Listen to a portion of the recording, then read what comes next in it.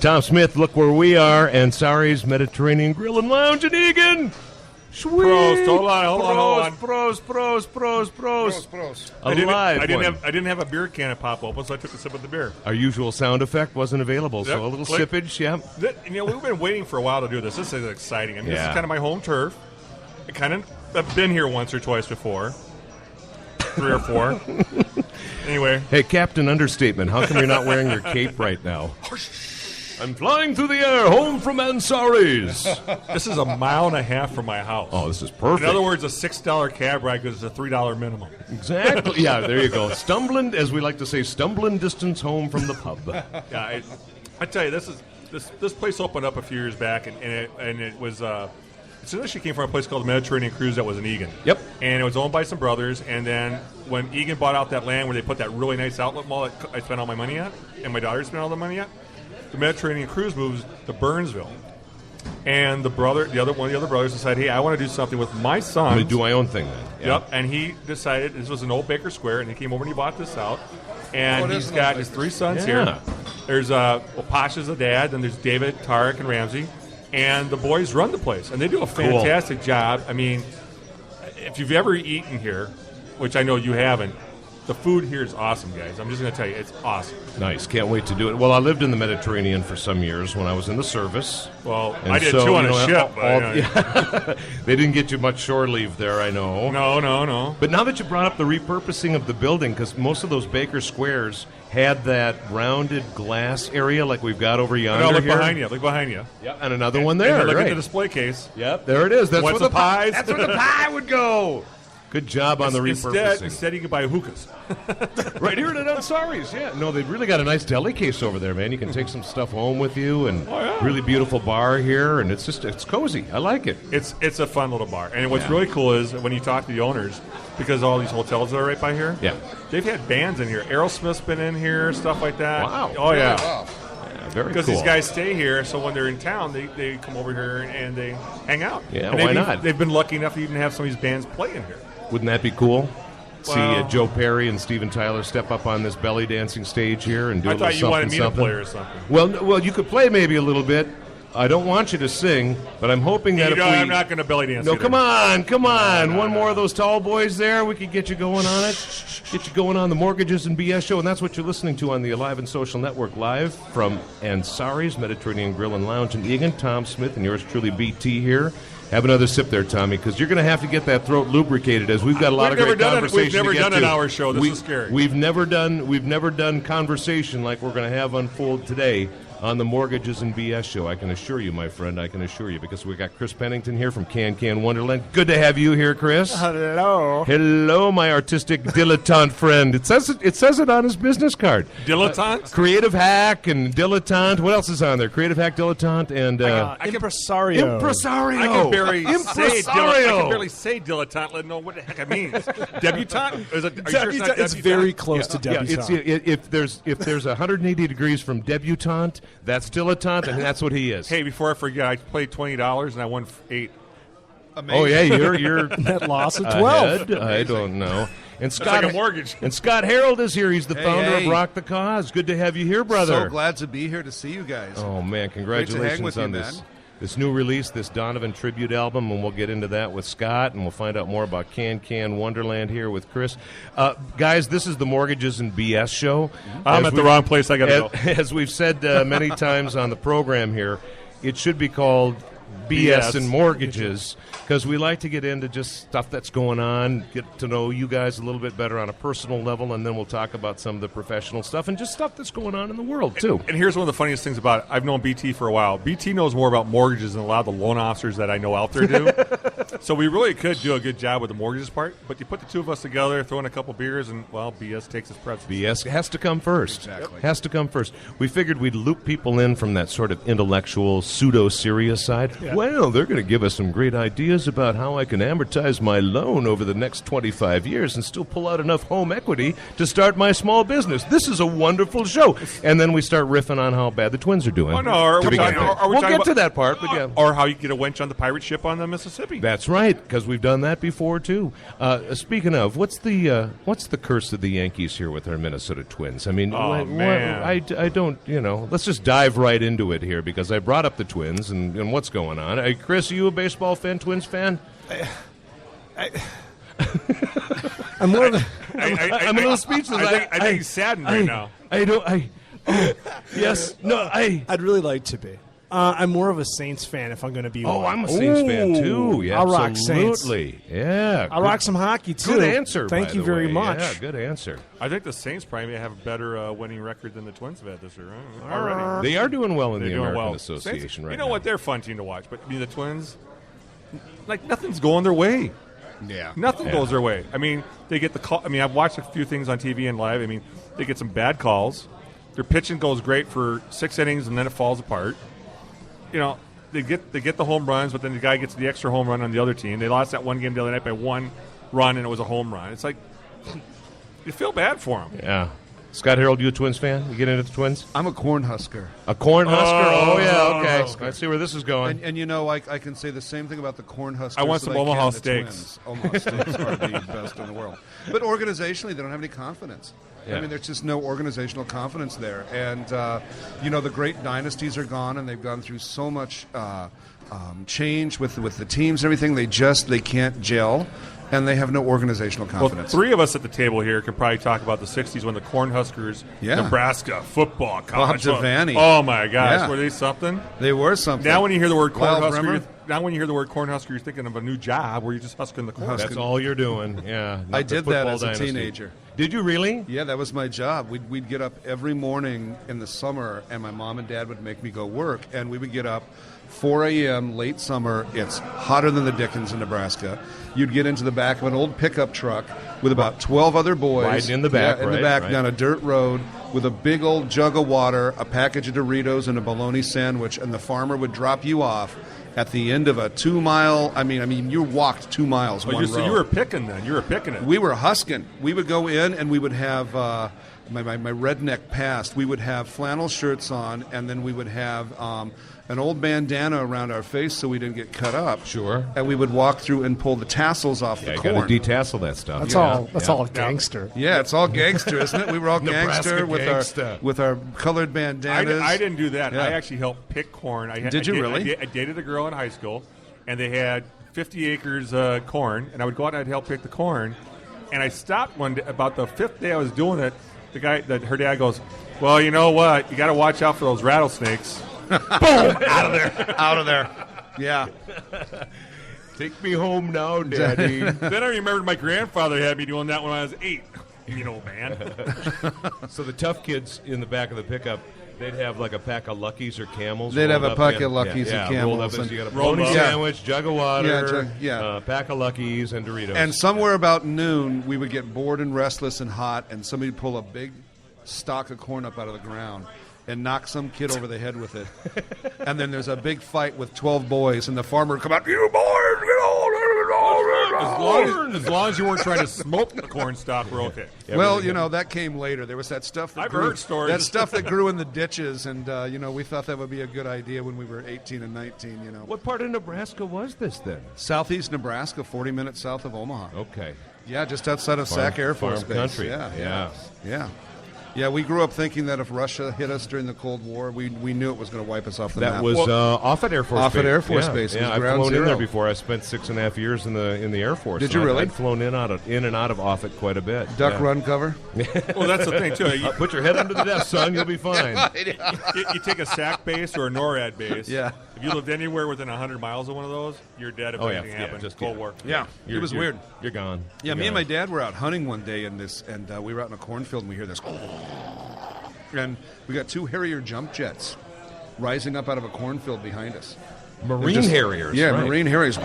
just on some sort of weird training thing. Yeah, that was it. Training Yeah, it was stuff. training, yeah. Protecting a sack base Yeah. and all the kind of ground support that they provide. Yeah, to well, the you know, they troops were or so whatever. worried about communism, they actually had aircraft carriers in the ponds of Nebraska. No. They assembled aircraft carriers in the middle of Nebraska. Okay, hold on a minute. I was on an aircraft carrier, and I can tell you, I was not on a pond in Nebraska. I was in the Mediterranean. And good for you. He did sub duty and carrier duty when he was in the Navy. Yeah, he had a little dose of both. Yeah, I can. Never mind. I'm not going to share little stories.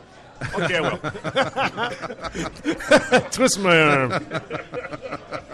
I will say one thing I about coughed it. a little bit. I will I've say heard some of those stories. I will say really, I one don't want thing. them on the podcast. One thing about a sub.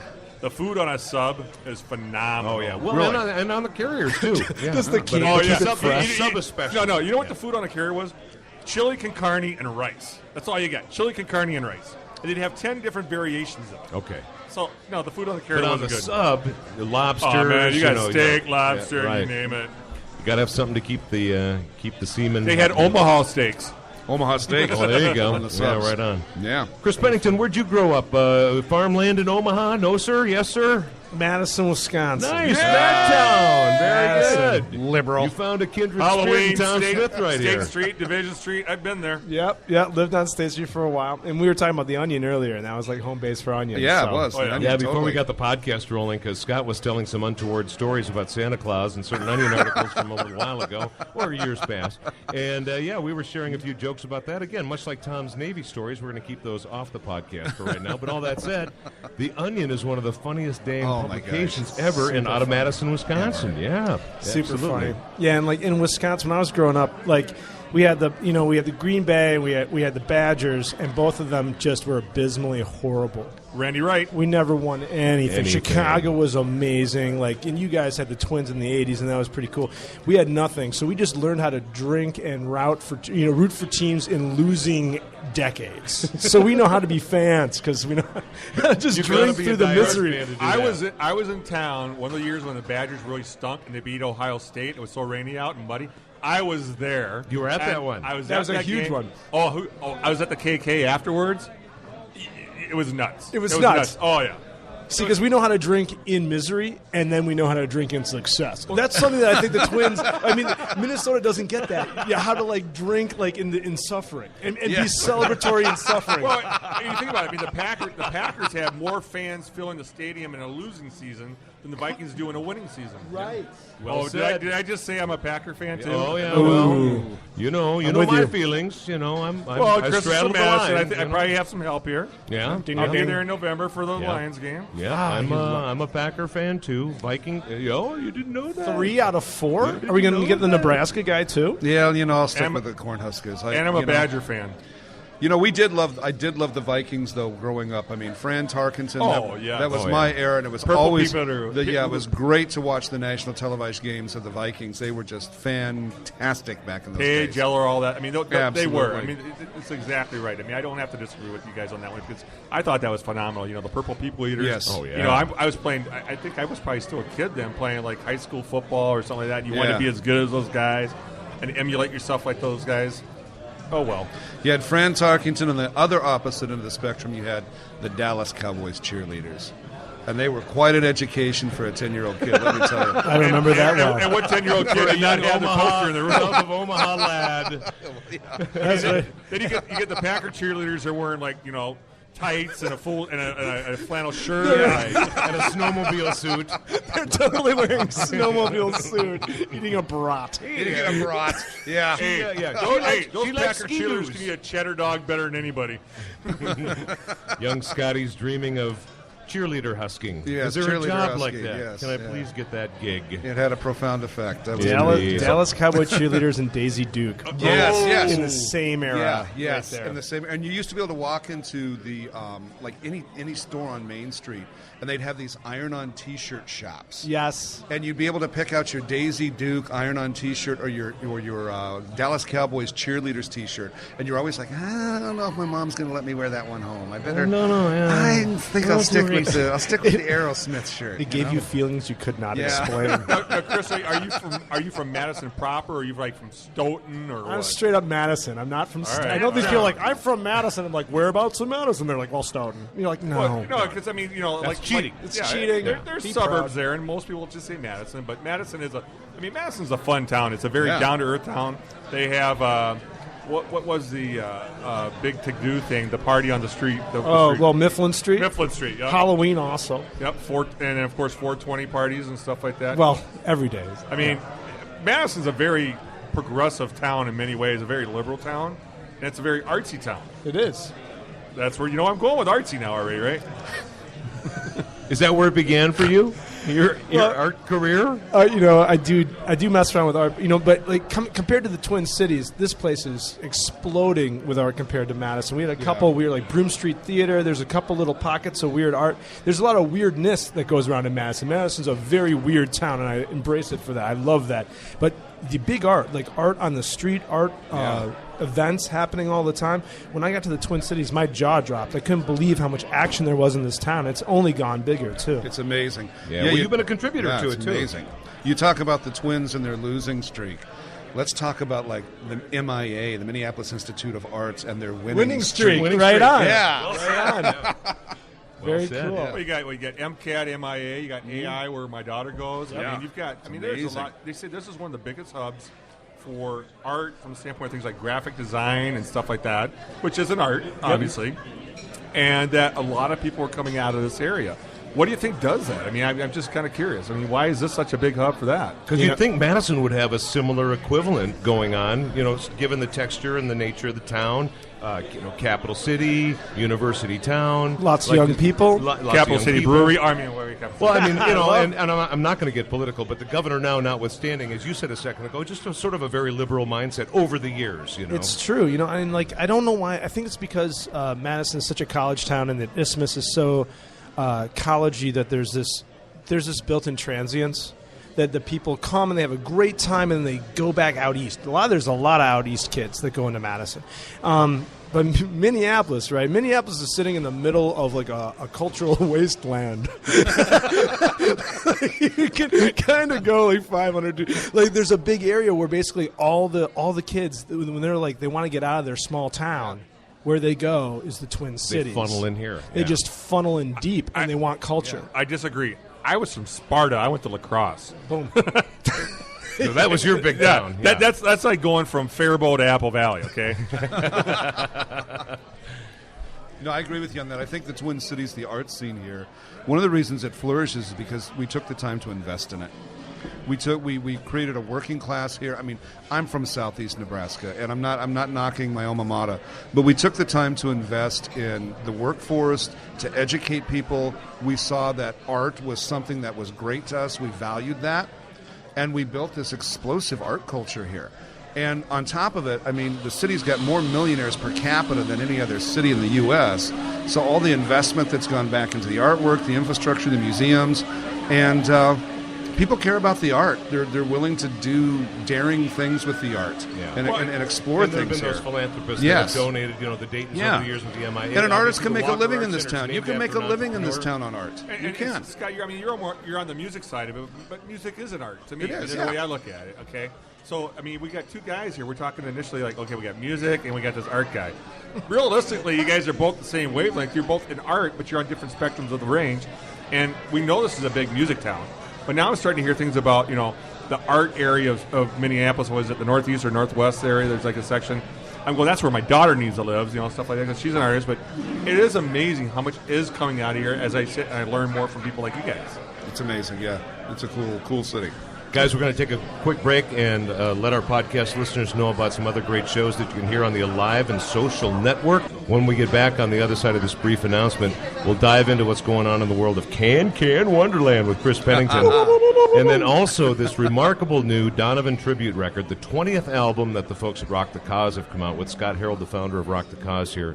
And so we'll fill you in on that. And we'll play a little sample, too, of one of the great songs, one of the great Donovan tribute songs that are on this record. It's Mortgages and BS with Tom and BT here. And we have to talk about mortgages. Oh, of course. Yeah, that's right. That's in the name of the show. Yeah, I'd forgotten. We'll be back in just a sec.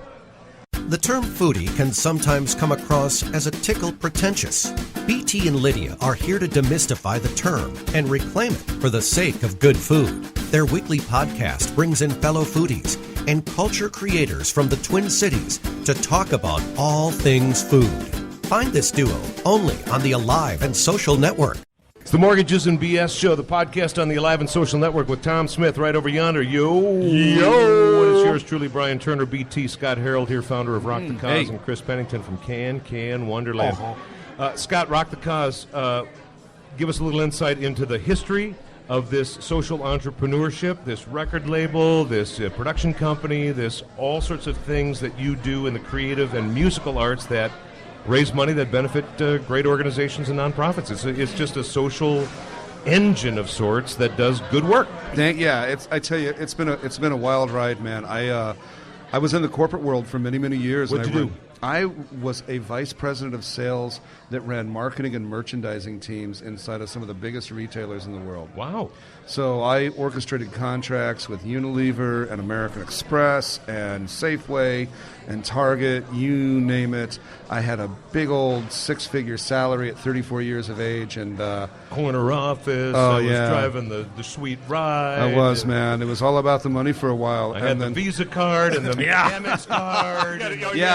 Expense account, too. Expense account. It was great, because in the mid-thousands, we were working with Safeway, and they were remodeling all of their stores. Okay.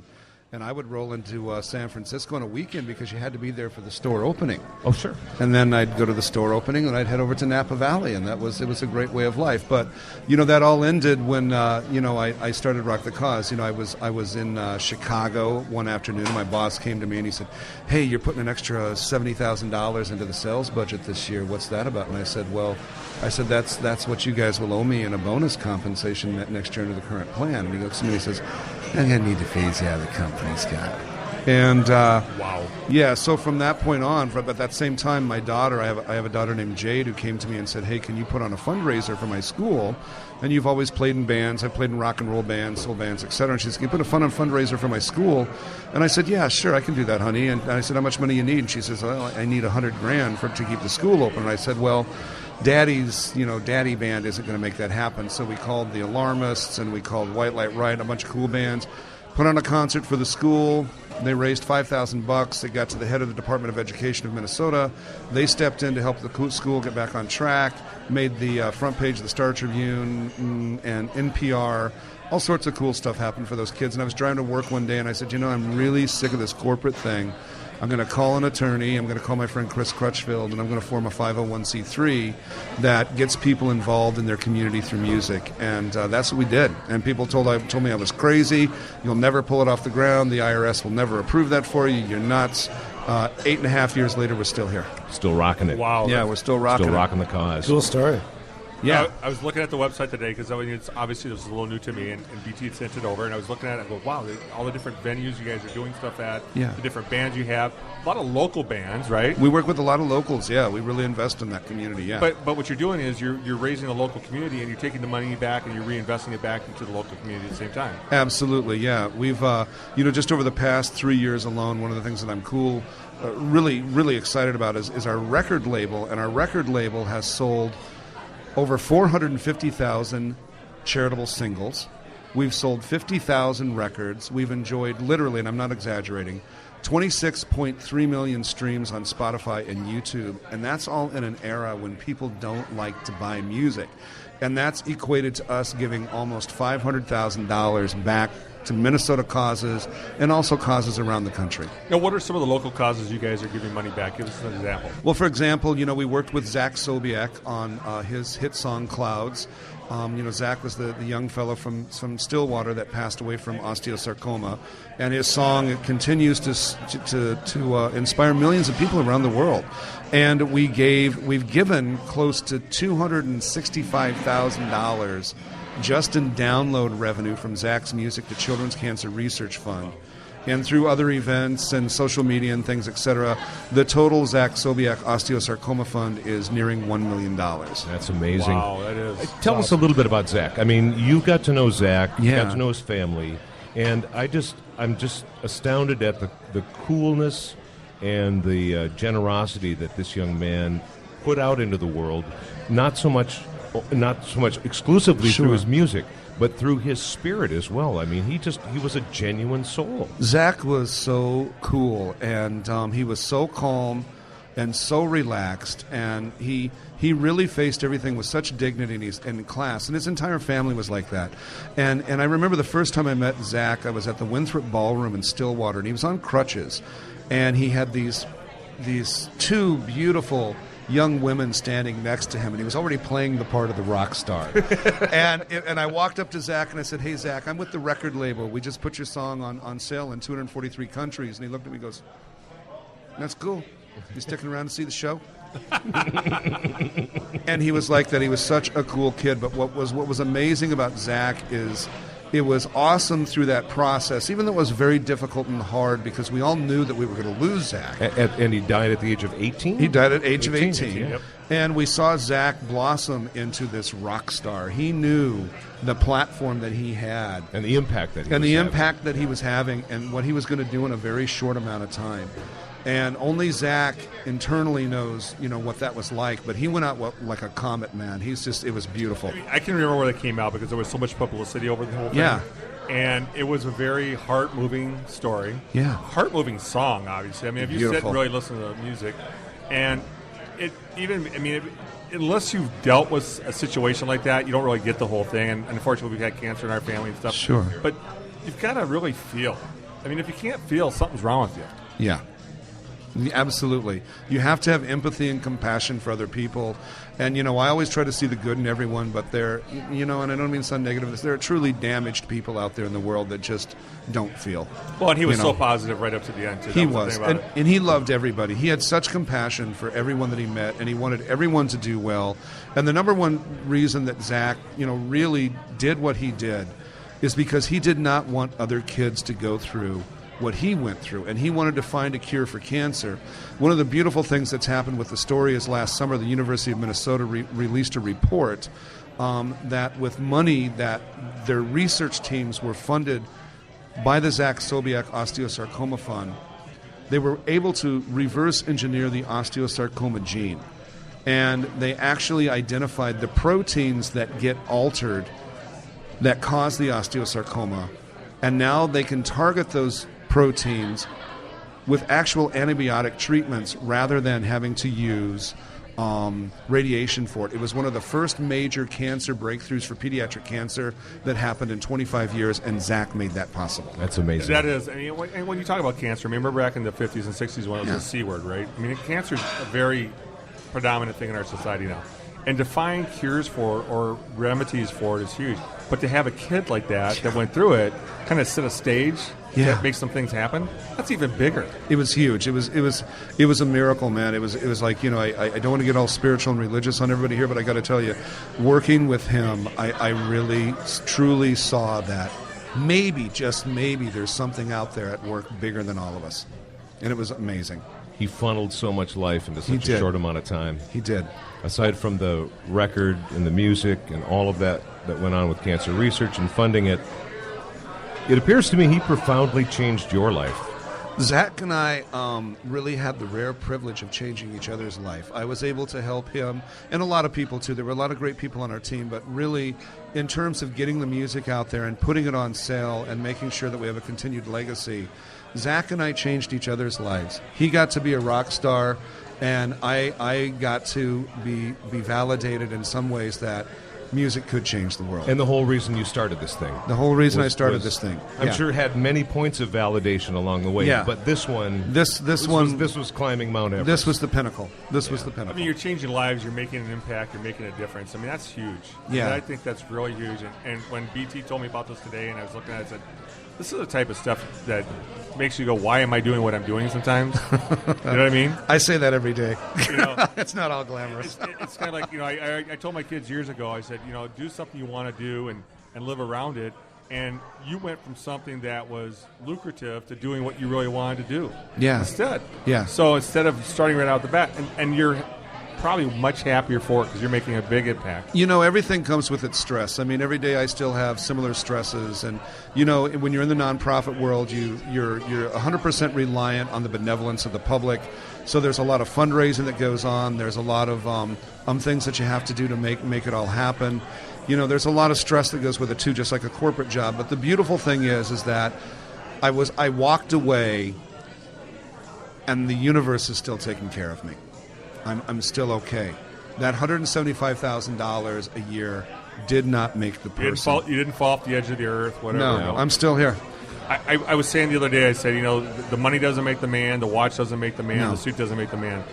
The man and their character makes themselves, and obviously you're a perfect example of it. Well, thank you. That's very nice of you. Thank you. And now Huntington's disease. I mean, Yes. that's the next sort of target with this project, the new one called Gazing with Tranquility, Yeah. a tribute to Donovan. This is the 20th record that you guys Yeah. have come out with. I mean, that alone in 8.5 years, 20 records you've put out. Yeah.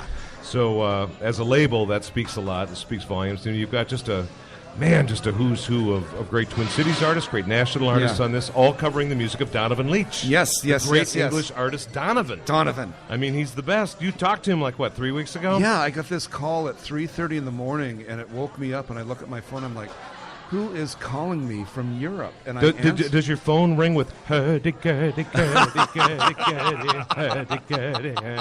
It probably should, yes. He's going to change that when he goes home Yeah, now. that's a good idea, actually, Just mad ringtones. about Saffron. saffron. Hey, it's Donovan. Hey, how you doing, Don? Atlantis. Yeah. All hail Atlantis.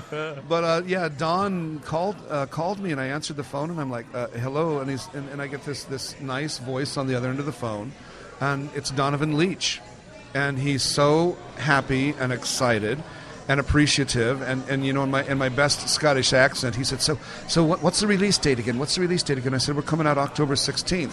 October 16th, and I said, yeah, we got pre-sale going, you know, digitally on iTunes, August 4th. He said, yeah, man, that pre-sale is very important. You know, I'm in Spain right now. I'm in Spain, and my internet's spotty. Can you resend me a link for the record so I can download the record, so I can listen to the record? And you probably need some choice words for me to help you promote this record, don't you, man? I said, yeah. And Donovan was one of my childhood heroes. He was one when I was in my 20s. I spent this period, you know, just being this bohemian, living in this ragtag apartment over on Selby Dale before that whole area became gentrified.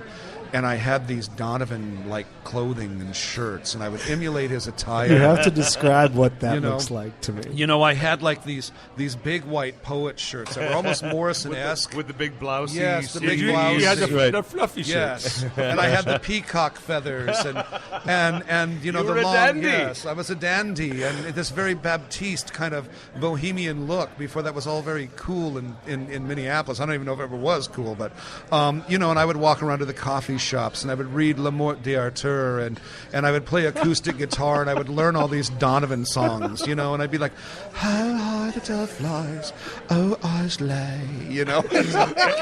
And I did all this to try to get girls, you know. That's what I was going to say. I said, all the women are just going to sit there going, oh. Sometimes it works. Sometimes like, you're a weirdo, you know. I listen to Nirvana, you know. I tried it last week, and I was a weirdo, so.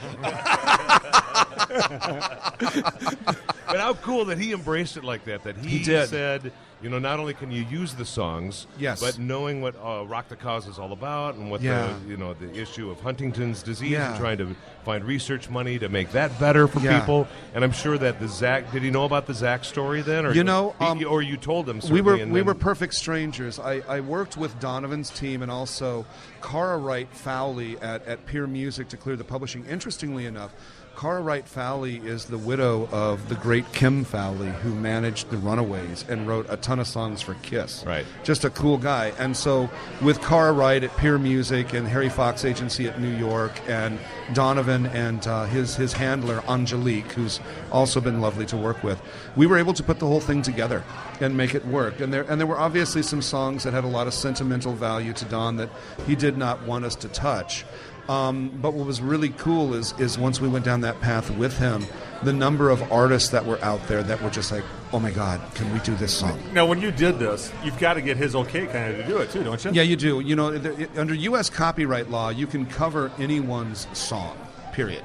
But the minute you're going to distribute it physically or digitally, then you got to pay what we call a mechanical rate. And the mechanical rate is usually about 9.1 cents per track.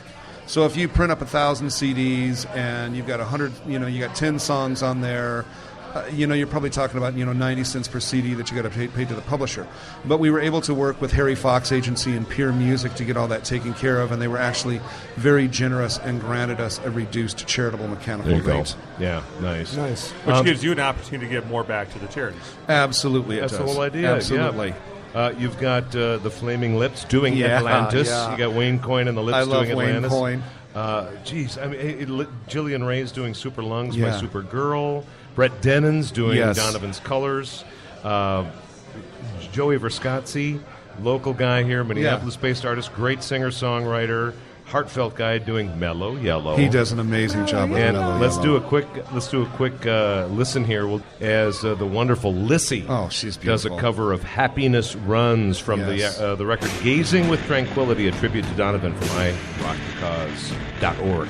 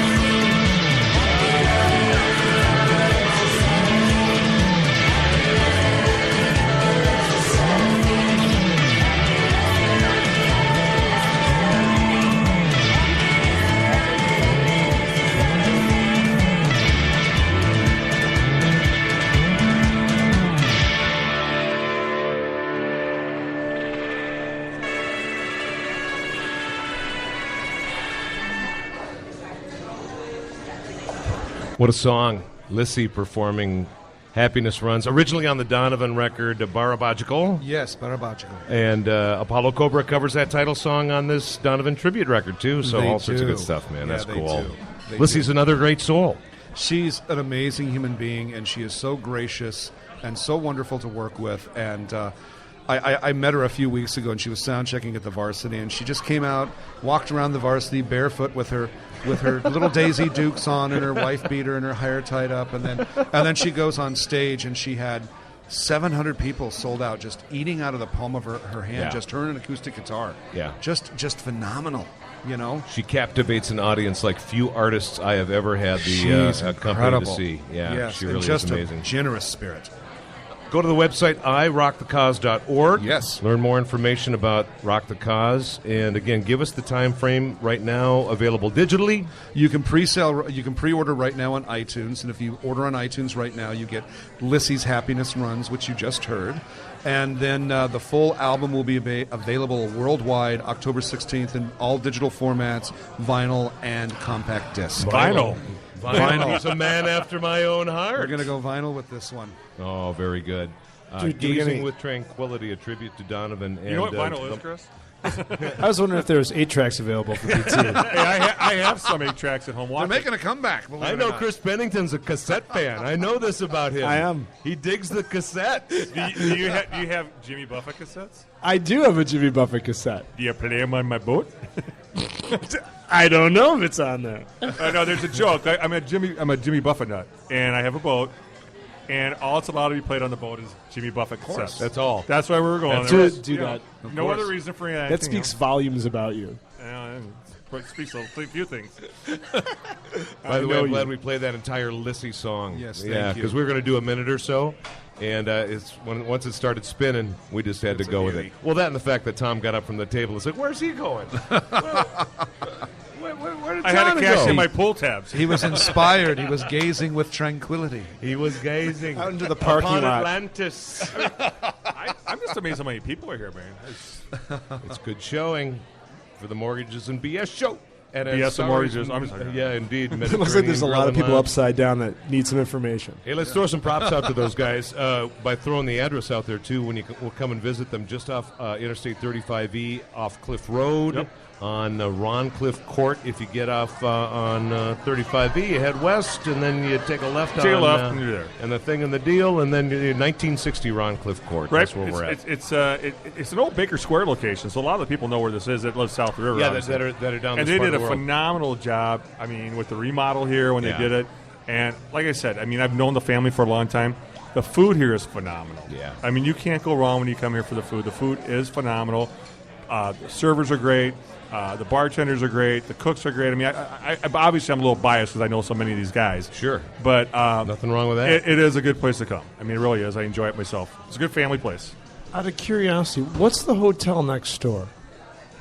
There's a Holiday Inn, I think, here. Is it a Holiday Inn? There's 2 different ones, actually. There's one across here. There's a Holiday Inn Express, and there's one other one. I can't remember what it is. Well, you're already getting a little, I don't know if I can drive home. This podcast hasn't been that much of a drinky fest. I just need to find a place to sleep. You know, I heard rumor that Aerosmith once came here after a hotel stay. Well, I was just wondering which hotel was Aerosmith crashing at. Well, I mean, I've heard this a lot. Ramsey has told me, I mean, Ramsey's one of the brothers. They have different bands when they come into town. They stay here. And the bands will actually come in here and hang out and party and stuff and break into song. I'm like going, yeah, sure. That's the night I'm in bed at 9 o'clock. Oh, well. But they've had quite a few bands wander in here. And that's not too surprising because a lot of times road managers will book their band specifically sort of off the beaten path, not at a ritzy downtown thing. They just want to give them more of an edge of privacy by just finding a decent hotel just in a clear them out suburban of the location. You know, where there's some fun to be had around that. And this is the hot spot. This is like the secret hot place where they all land. At Holiday Inn Express. Well, it's either that or you go to Dairy Queen or Burger King. They're both tasty, and they're known nationally. But they're not open till 2. There you go. So it's Ansari's right here. Yeah. Hey, we're going to dig more into Chris Pennington's Can Wonderland coming up here after we hear another quick message about the great programming, podcast-wise, that you hear on the Alive and Social Network. It's the Mortgages and BS show with Tom and BT. We're live at Ansari's Mediterranean Grill and Lounge in Egan. To the wall, call, a home run for Sano. Twins Tuesday is fantastic at Floyd's in Victoria. The ball drilled to the left field corner. Sure, we'll run down the numbers with our all-star lineup of baseball brainiacs, but we also party it up on the patio. And there's another home run for the Twins into the second level. There's music, food, and fun at Floyd's in Victoria every Twins Tuesday. We'd love to see you there. Or listen along to Twins Tuesday, part of the Alive and Social Network. Twins Tuesday. It's fantastic at Floyd's. You know, I really have to talk like a radio guy sometime, like BT, very calm and clear and deep and seductive. Seductive. I love the airwaves. So we were joking with Scott about his phone ringing a while ago, and it's Donovan, and the ringtone is or Mellow Yellow. You know what my wife's ringtone is when I call? Crazy Bitch by Buck No. Cherry. Smooth operator. Smooth operator. And then invariably, I kid you not, 9 times out of 10, she'll pick up the phone and I'm calling her. She'll go, "Hey, smooth operator." So I kind of like that. Yeah, but it works for me. He put it on there for her, though. No, so, I did not. Although you could ding me there, I think that would be something I would do. But no, she put it on there, baby. She put it on there. I love the fact that the show is Mortgages and BS. We start out with a lot of BS, and we're going to continue with a lot of BS. We generally get to the mortgage part of the show where we're talking about some interest rates and the FOMC meetings, but we're well into the show and we haven't gotten to any of that yet, and I'm okay with that. You okay with that, mortgage expert Tom Smith? I mean, we got to get to something, I know, but why don't you give us a taste right now? I just kind of follow your lead. I told you, the two things I want to talk about this week was the FOMC met again, and September was the month they were supposed to do this interest rate hike, going from 0 to a half, real big deal, right? And I've been saying they're not going to do it, and of course they didn't. They didn't again. You're the prognosticator of the mortgage I should be world. on Wall Street making billions of dollars, what I should be, but I'm not. But they came back. They said the same thing. The economy's trying to grow, but it's not going anywhere. I mean, it's not moving. It's not rocking and rolling like they want it to. Inflation's low. Earnings are still down. Unemployment's still not rocking the charts, and it's still because housing's not rocking like it should be because it affects everything else. Yep. Although interest rates are cheap and home prices are awesome, you got to be buying a house. And eventually rates will go up, as I said. I mean, second quarter next year we'll probably be looking at 5% again. But even at 5%, us old guys know 5% is cheap. Right. That ain't bad. And when you're out there, renting's more expensive than owning. Millennials need to go out there and buy. It's a lot easier to do that. But we're in a great market right now. It's a seller's market and it's a buyer's market, really, to me. Sometimes you let go of your house for whatever reason. I'm not going to ask Scott the reason why, but you're not a homeowner any longer, right? I transitioned out. Yeah. Does that feel good for you? You know what? I loved my house, but I also looked at it, and it was one of those deals where I'm like, I could throw another $50,000 back into this place. This thing? Yeah, but would I get my money back out of it? Sure. And I said, you know what? I'm not going to get my money back out of it. However, the bright end of it is, I sold that house and I flipped it and I made $30,000 on it. So there you go. That's you not didn't bad. put the 50 in. You sold it and made. I 50. sold it and made 30. And Are you somebody happy else to be a renter now too? Is that what you're doing? Yeah, man. I'm renting and I live over by Lake Calhoun and it's fun. It's a great location.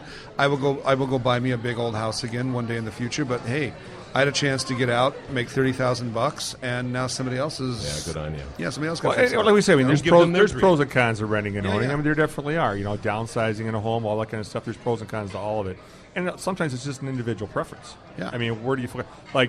I would rent down by Lake Calhoun before I'd buy. Yeah. Because I know what it costs to live down by Lake absolutely, Calhoun. yeah. And so if you could rent down there, that's a good deal. But when they look at the average stuff out there now in regards to rents and stuff like that, it is much cheaper to own a home. And It is. We're seeing people buying homes now, doing the old thing with the mother-in-law apartments. You had the little thing downstairs, so mom or whoever could live down there, or the kids come home, they stay down there, that kind of thing. So you see a lot of that coming back. And obviously, I'm biased because I'm in the business, but it is a great time to buy. And realtors are dying to help you out. Mortgage bankers are dying to help you out. And if somebody doesn't know what they can do or what they should be doing, all they got to do is talk to somebody. Absolutely. I agree with you. Millennials should be buying houses because a millennial buys a house and they get a good rate on it. And let's say they put the next 20, 30 years of their life into that house. They're going to make some money. I mean, I'm 45 years old. I mean, I wanted to get out. It's like, I looked at this thing like, I'm going to stay another here 20 years. I don't think I'm going to do that. You're not going to. No, I'm going to get out and make my money. But somebody's 24, 25 years old, looking to marry, get kids, whatever, fix a place up, buy because they'll make money. Chris Pennington, you were, as we've already clearly made known on the show, creative hack, impresario, dilettante, but let's add a few to the business card. Debutante, yes. We'll take it. Debutante. Husband, Yes. dad of 2, Yes. homeowner. Yes. Where you at? 5 years in. And where do Just you live? crossed 5 years. I'm over in the West 7th neighborhood of St. Paul. Oh, that's a nice Right area. by the Schmidt Brewery. Oh, that's a great area to be in. I freaking Yeah. love it. Yeah. Glockenspiel. That is a nice area. I know about the Glock. Glockenspiel. There's Locked actually and some loaded Mancini's with the down Glock. as you head toward downtown. I was doing the Yep. pedal. I Bennett's was right doing in the the pedal area. pub out by You were- Mancini's last night. We are a pedal So pub was haven. Diana over here. She was doing it too. Diana's in the I crowd. She thought was she pedal looked pubbing. familiar. Yeah, we No. have pedal pubs rolling through You know my what's weird about neighborhood. your pocket, where you're at, that pocket area is there are actually things set up there that they actually have to get financing through the Community Development Association. They can't go to mortgage companies. They have to go through the CDA on some stuff because they've set areas and pockets down there. And $10 says that's Fort Road Federation. Probably is, yeah. I bet it is. I know those guys. They're good people. But that's a nice. I mean, that area's been up and coming again too. Because I remember when I lived in West St. Paul, that area West 7th was a little. Oh man, spooky. it's notoriously sketchy back in the Sure. day. Like we had the brewery after it shuttered turned into an ethanol plant. So how about that for the neighborhood? So you have this like German immigrant neighborhood full of like German beer lovers, and then it turns into like this burnt corn smelling factory. Burn a All meth the lab. time. Yeah, it's like it was known for that, for ethanol production and halfway houses. And So- the fact that you could fill your and- jugs of water there. And as Diana, Yeah. and actually, as Diana reminded us last night Yes. for Casey's, but that's another story. Yes. That's amazing that you know about that. Yeah. But now there's a renaissance in that whole superstructure. Oh, of if you the guys haven't brewery. been to that brewery, Oh, it's it is amazing. gorgeous. Yeah, It's amazing. truly gorgeous. And artist lofts going in there and all sorts of stuff and other businesses. Yeah, they're really, doing it's a big multi-purpose remodel thing. down there. Oh yeah, they fixed the Schmidt sign. I don't know if you guys remember. The people in the West South remember. There's this Schmidt huge red neon, Absolutely. like 12-foot letters. That go, Beautiful. SCHMI, and it like lights up across the neighborhood. And that thing was broken and dead for a decade plus. So the And developer came in and fixed it up. the developer came in and they found the guys that made the sign originally back in the 30s. Wow. And they were still in business. Wow. And they They're old. and they made it again for them. Wow. Except it wasn't Amazing neon. Now story. it was LEDs, but it's the exact same company, Wow. exact same sign. And so now I sit in my front yard at night and I can watch the Schmidt sign you pop can see it again. from your yard. Yeah, it's up. It's been up for like a Amazing. year and a half, and it's a beautiful, wonderful crowning gem for the neighborhood who's been waiting a long time to come back. And that was like kind of like, hey, we're back. Yeah. Well, it's Yeah. history. I mean, it's says a history. lot. It It's is. part of. I mean, it's tradition, history, whatever word you want to use. I mean, it's part of the culture of that area. It is, and it's a very proud neighborhood. Many intergenerational homes there. The parents built the house, the grandparents built the house, sold it to the parents, and have sold it to the kids. I mean, like in terms of like 40% of the neighborhood is like these deep intergenerationally owned homes. Well, and to quote somebody in your neighborhood, "Ich bin Deutsch." I am of German heritage, so I get the Germans are very strong in their culture, their beliefs, their values, their history. I mean, And they built a good they're home s- stock. and they're stubborn. And they are stubborn. They're stubborn and And they're so when accurate. this is something that was kind of theirs, Yep. and a lot of those people worked there at one point in time. So when it goes away, it's like, we hate you guys. You know, it's kind of like with the Ford plant went away. I wanted to say something else, but I can't. It's totally right. Chris, how old are your kids now? I have a 5-year-old and like a 7-month-old. So you were moving into the house when the 5-year-old was there yet? It was or that just a baby? nesting thing. That nesting Yeah. thing that is real. And was that what drove you and your wife to find a house after renting? And we're going to have We've been our first renting kid. for my whole we life. really need to settle down, but for the sake of the kid too, right? Yeah. It's seriously a biological imperative. Like you get when the kid starts rolling in, and you're like at month 9. Like you're just like, where's the frickin' house? I need to rip out the bathroom. I'm gonna rip out the bathroom of the house. That's exactly what I did. I bought a house and ripped out the bathroom. And your wife is going, get this thing out of me now. She's huge, and she's like, why did you rip out the only shower we have? I'm like, sweetheart's gonna be great. I was having to take horse baths. You know. I mean, I get what you're talking about. I mean, we owned our first house before we had a kid, right? We had our second. We were going to have our second kid. We decided to move. We moved in the summer, right? And we're having like some remodeling going on in the house. It was like an alien coming out, right? She was possessed. I want that fixed. I need air conditioning. I mean, think about it. I mean, they're going through a thing. You're just like, so like, where's my man cave? Right. You just get on this like I'm providing for you now. Yeah, we have a house. I bet you got that air conditioning in. Oh yeah, we lived in a house. Oh, there's AC now. Our first, Oh, you're damn right there's AC our now. first house had no AC, and I can remember when she was pregnant with our first son. she would actually lay in a kiddie pool in the backyard. Sure, just to cool down a little And bit. our neighbors would invite us over. So this one day she goes, "This is getting ridiculous." I came home with a window unit, and I put it by the couch down the main unit. I couldn't get her away from that thing for 3 months. I think she slept by it. Yeah. But dead serious. Doesn't surprise me. I mean, we don't realize it because we're guys. We're sweating our pigs. We're sweating like pigs. We don't really care. But she's got that extra weight. She's got that extra kid in there. Oh yeah. You know. Yep. Chris, have you made your living as an artist this whole time? I mean, No one makes their living as an artist, BT. just wondering, how did the 1099s Scott look does. 5 years ago? When you got into the house. I mean, did you have a regular gig and then do other art on the side and all that kind of stuff? Yeah. My parents forbade me to become an artist. I tried. I'm like, Mom, Dad, Well, you're still going at it. I'm going to become an artist. And they're like, no, you're not. You're going to go to college. You're going to get a job. And I was like, and so I couldn't even take art classes in college. Wow. I took one. I goosed it in there. They put the hammer down. I know. They were really bitter about being an artist. It's a hobby. It's a hobby, son. Son, you need something to fall back on. Yeah, right. Okay, so fine. Animal husbandry, son. I'm going to have fun with this one in a minute. You know that, right? I said, okay, well, maybe if I become a teacher, I can teach for 9 months and then do crazy art for 3 months. That was the concept. And so Great I became idea. a teacher. I went to school, I became a teacher, and I taught for 15 years. Actually, this is weird. This is the first week I have not taught in 15 years.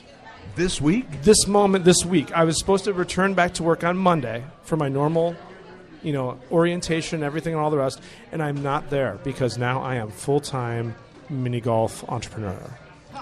So you have made, now you've really, his head is in a flourishing Feel that, motion people. upward towards the ceiling at Ansari's. Is that better than being a debutante?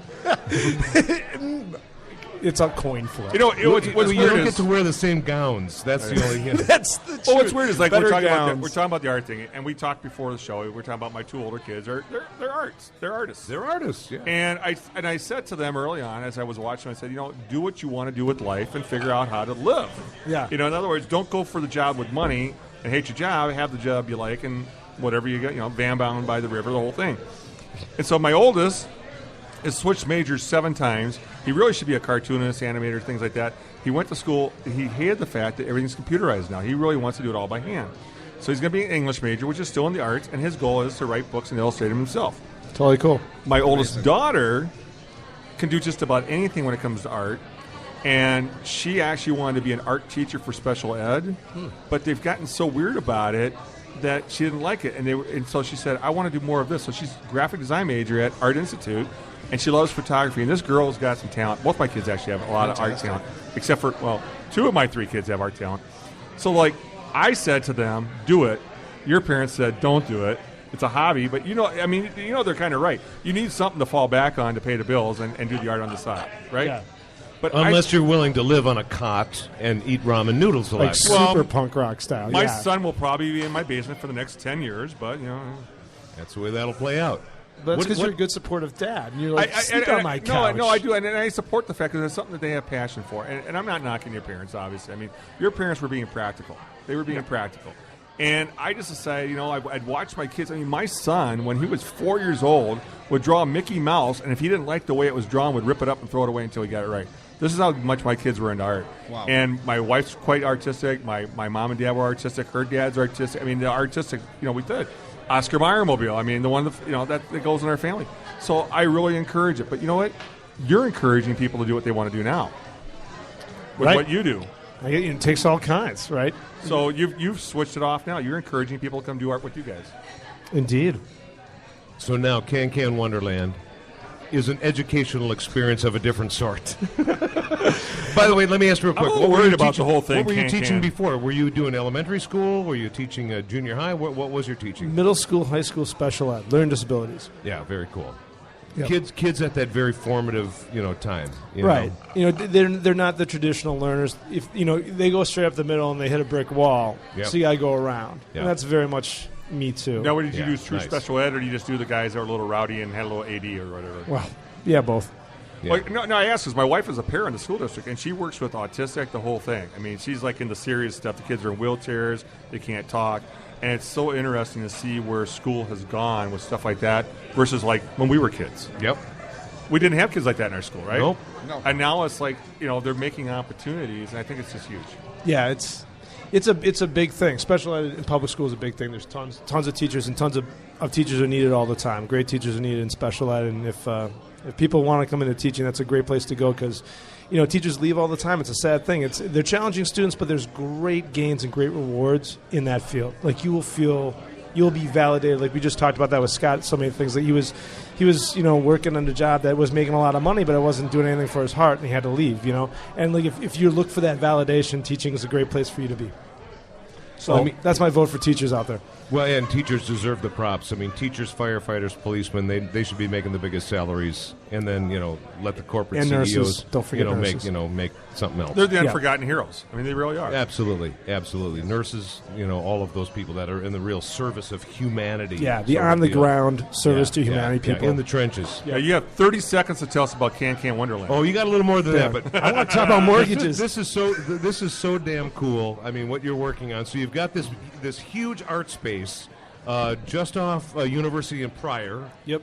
In St. Paul, right by the big ass Menards there. Indeed. Okay, so give us some. Is it really a big ass Menards? It's a big ass Menards. Oh yeah, it's 2 stories in the whole thing. It's getting bigger too. They just bought out the guys next to them. They're expanding. So Tom, as Chris is letting us know, it's a big ass Menards. Yeah, it's double ass, like can. Yep. Ass. Can. We say ass. Okay. So what's the space like in your building? What All right. you hope to be? We would hope is classified by the Guinness folks as the world's largest indoor mini golf course. We're doing the it's kind of a secret, but I'll let it out. We're going to make the longest mini golf hole in the world. Longest mini golf hole. That will be one of our crowning achievements. We're indoor. We're in this. If you guys have been around that neighborhood, it's the old American Can Factory. It's a shabby-looking thing from outside. It is It's like hundreds massive. of thousands of square feet of space. 450,000 square feet. Wow. Imagine tuck pointing that sucker. Right? Wow. I mean, it is incredible. They're actually reglazing all the windows now, and it's like a year job. It's like this glass company's just they're just living there in cots. And plus, we're making some good ching on this place. They are making the place it's just this massive, huge building. It used to be filled with conveyor belts. It used to make all the cans for Spam cans. Like all the Spam cans were made there. They fabricate the cans. They there. make the cans, ship from them off sheet to metal, the place, right? Throw them into trains. It's right in this huge train yard. They pack train cars and send them off to the Spam company. So they went out of business, and we found the place. We were actually going to build our mini golf course at the base of the Schmidt Brewery in West 7th. I love my neighborhood. I wanted to have my golf course there. And it's a short commute. Yeah, I could drive there with my mini golf cart, right? That's what I wanted. Couldn't make it work with Fort Road Federation, and so we were trying to find a place, and lo and behold, we found the American Can Factory. And the building is gritty, industrial, beautiful, massive, and you'll have to see it. It really is a really unique and beautiful place that's due for a renaissance. And just kind of like St. Paul in general is in this moment of revitalization. So many pockets. Oh, I mean, so you many mentioned pockets. Schmidt Brewery, of course. Lower Town's been leading the charge. And, with the ballpark there, and the Union Depot being redone, and the light rail coming It's in just there. And that used to be not the greatest place to be. Well, like I Mears said, Park notwithstanding. Absolutely. But, Like I said, I was down there last night for that pedal pub deal. I was amazed. I hadn't been downtown St. Paul for a while. I'm amazed at what's going on down there. In just 5 years, it's a way different situation, and I think the momentum is increasing. So in 5 years from now, it's going to be even better. And really, everyone's seeing it now. Before it was just optimistic people, but now it's rolling. It's getting bigger. It's wonderful to be a part of it. So, but we're over on the light rail. We're over on the green line, right? So that place whole got kind of decimated in the last couple of years, right. And so now the line's done. Line's done. Yep. We're starting to the scar tissue's forming, and now we're trying. Now it's starting to get a little bit more alive. And so we're in there, and we're trying to make that happen. We're thrilled about the spot. The spot's wonderful. And so we're growing an 18-hole indoor mini golf course, all arts-based. We did a call for artists. We got submissions from all over the country, all over the world. We accepted all the way from Australia, New Zealand, wherever. Cool. All these people sending us golf course hole designs for mini golf. Yeah. And so we got all these judges together, and we were really serious about it, and we picked out 18 holes, and each one of them is just truly fantastic. And there'll be art pieces. Each of the holes will be sort of an art piece. Each hole is like a mini golf. To me, it's like a mini golf masterpiece, each one. Wow. In addition to the golf hole, so there's actual art pieces from that same artist that are there too? The art is the hole. Okay. Here's I can buy hole number 3? No. Oh, yeah. This is how you buy it, though. You buy it by playing it. Right, and this is kind of this is moving off the commodification of art, right? Because like a lot of art people go like, I'm going to make a painting and sell it to a 3M executive for $20,000, and they all like wait in line for the 3M executive to buy their painting, and sometimes he never does. Okay, so That's why they got that man down by the river. A lot of times, then you're in the never neighborhood. does. Yeah, a lot of times. But that's like this kind of weird art dream, right? So, okay, why don't we shift off that and say instead of saying one painting for $20,000, how about sell like a $3 experience 10,000 times? There you go. Hey, There you go. Oh, look, it's popular. You know, you're making art popular, right? But can you see this becoming a gallery space too, where some pieces will be available for sale and maybe Absolutely. sculptures out on the golf course and that sort of Absolutely. thing? Because I'm already getting that in my head. Absolutely. I'm going crazy. Well, you know, we have like, what do you call that? The your little bric-a-brac store, treasure store, Like a tchotchke store. Or whatever. Yeah, you know, yeah. it's like art, Souvenir shop or souvenir whatever. yeah. shop. We got that. So the artist sent you the stuff. Who actually created it? Did they come and actually create the hole themselves, or how did you guys do that? Okay, so like, you know, some people are design build when they're Right. going to actually fabricate their own thing, and the other guys are just design only. So we paid them just for their idea, and then we have professional fabricators come in and actually build it. Like, for instance, we have this one hole. It's one of my personal favorites. It's called Natural Disaster, and it was made by this 12-year-old kid. And he designed this hole that was just epic. It has like every natural disaster you can think of, including a tornado. Oh, man. Right? And he's wow. got a tornado, he's got a meteor crater, he's got a volcano, he's got an earthquake, and so he drew this thing. He's like, this is awesome. He like wrote that in his thing. He wrote, "This is awesome." Yeah, you have to draw the picture and then you have to like tell us about it. And he's like, there's no way you can tell me this isn't awesome. And he's 12. And he's 12 and like I have he's a little confidence. Maybe I can get him on my side. And you know what? It is awesome. It was awesome, and it was. He just swung for the fences, and you just have to encourage it because like he went up against big name artists from all over the country. There's some big name artists that applied. He's 12. And he was 12, and he got it. He got it. Because it was epic. Yeah. And so I mean, he was awesome. Because he was awesome. He's like, that's the mini golf hole I want to see. And like, you're like, so do we, man. That thing's awesome. So it's not the clown face with the big hole, the windmill coming through anymore? Well, that's the problem because, like, you know, like the windmill holes, right? Like they're all dead, and they all fell to the wayside of these like I don't know the mini golf versus putt putt or something like the putt putt style. All those like you really have to know how to putt. It's all about like gradients of greens and like reading a green. I and, just like, kind of hit it. Well, right. Okay, there's some people that take that crap really seriously, but I mean, like, I'm all for just like the big tchotchke stuff that you have to putt through and the big sculptural stuff. Sure, the clown in the mouth and whatever, Hey, or man, a the tornado or a swirling vortex. You know, in the 80s, that stuff was Oh, huge, yeah. and now it's dead. Like 20 years of dead. Now, what are you doing if somebody comes up with a new idea for you guys, though? I mean, you've got your 18 holes. What if somebody's got an idea and they want to send it to you? Oh man, they do all the time. Okay, well, one good thing is we do have above our space is a giant flat roof, and so we've already asked the landlord when we're ready. Can we have an outdoor course? Can we do the 18 outside on the Nice. top, right? And he's So like, then yes, you'd have a you can. 36-hole course. And really, that's the gold standard of mini golf. You need 36. 36, yeah. Well, I'm just thinking to myself, I mean, with almost 500,000 square feet, 18 holes, that's a big course. Right. Well, okay. So our spot, we're nowhere Am close. I bringing to my 9-iron or what? You're right. Yeah, it's like a full 18 actual golf course indoor. It's so large. Except for the hole, It's all it's putting. like a mini ball. It's all putting. That would be really kind of cool. That Can you would imagine be that? Minnesota needs it, right? But we're like we're in the basement. We've got about 30,000 square feet. I believe that's what we got. And so we have a couple different sections. We'll be able to have this mini golf course and a boardwalk and a stage. So we're doing live performance every night. That's kind of our. We're really inspired by Coney Island. Yeah, and an engine for creating art in the Twin Cities. I've got a question for both of you real fast, though. Because, like I said, you guys are both on the art side. One sentence, what would you say to anybody in the art world as inspiration? Oh, boy. Make Wow. it really good, Scott. That's pressure is Hey, on. Scott, don't screw this up. No, pressure's on. I would say anybody that's out there that is in the art world, you know what? Forget about the fact that you're going to make money. All right? If you master something, you get really, really good at something, you can demand a fee for what you do. And do it because you enjoy it, and do it because you love it, and master it. And don't let anybody tell you that it's a hobby, because the harder you work at it, And if you've got talent, and even if you don't, I mean, there's plenty of people out there that don't have talent that have been able to make a living out of art, but you will be able to master something. And once you master something, you can make a living off of it. Lovely. You really can. It's right on. Yeah. I mean, You nailed it. And that applies to anything in life. You know, the job you choose, art or otherwise. Yeah. Anything. All right, your turn, Chris. It was the same deal. Just I'd say try to do a little every day. No, you can't just say ditto. Ditto. That guy rocked. Yeah, Scott was totally right. That guy's awesome. Just making time for what you love, right? Yeah. You gotta make time for what you love. It doesn't just happen out of nowhere. So it's like you gotta get your butt to the garage and spend half an hour tonight, every night, as much as humanly possible. You just gotta eke out the time. Mm-hmm. What a pleasure having you guys here. Thank you for having us. Yeah. I want to talk mortgages. It's crab special night here. Can you smell the crab? Yes, you can. It smells delicious. You know what? Ansari's is awesome. It smells delicious. We're all huffing Ansaris right now. Popeyes is freaking good. Tommy, toss out the names of our friends at Ansari's that we want to throw some props to, because really just a wonderful experience Well, obviously the big guy, Pasha. Yep. David Ansari, Rami Ansari, Tarek Ansari.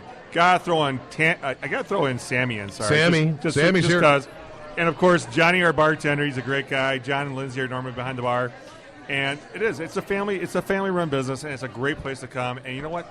It's not a far drive from anybody to get to. No, not at all. 1960 Ron Cliff Court in Egan. Come visit. 35 Ian Cliff. It's easy. There you go. Just off 35 Ian Cliff. Yeah, it's like going to Wisconsin. You're in and out. There you go. Nothing to it.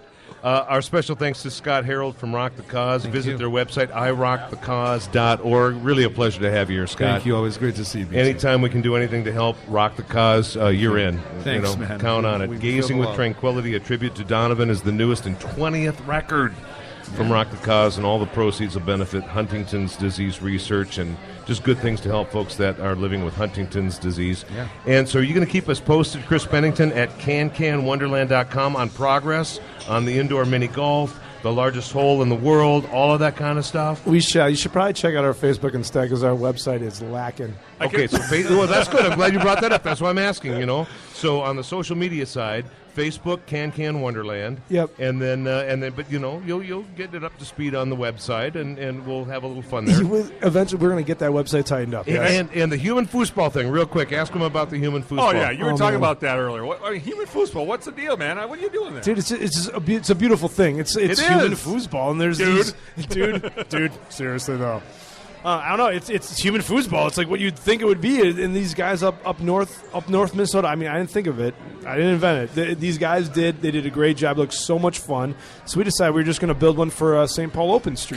Can you see it on your website or Facebook? Man, I know you can see it on Facebook. All right, and it's mobile and it's portable. Yes, you can rent it. It's vaguely portable. It's vaguely portable. It is rentable. It's vaguely portable. You know I'm going to be emailing you with a designed hole by one of my kids yet. You know that, right? I would love to see it. Put it on.